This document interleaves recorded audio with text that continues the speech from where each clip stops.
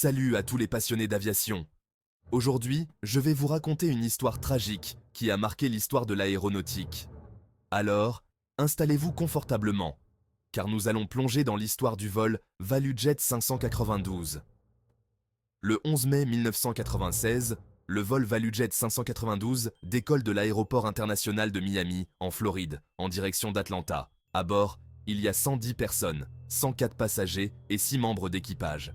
Mais ce vol, qui semblait tout à fait ordinaire, va rapidement tourner au cauchemar. Peu après le décollage, un incendie éclate dans la soute de l'avion. La cause ? Des générateurs d'oxygène chimique mal rangés et surtout non désactivés.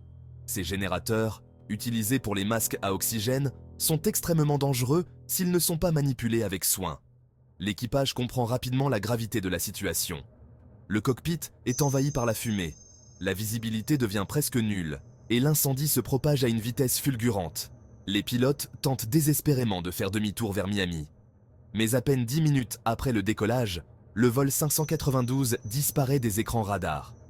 L'avion s'écrase dans les Everglades, une vaste zone marécageuse de la Floride. La violence de l'impact ne laisse aucun survivant. Malgré leur mobilisation rapide, les secours ont du mal à atteindre le site du crash en raison de la nature du terrain.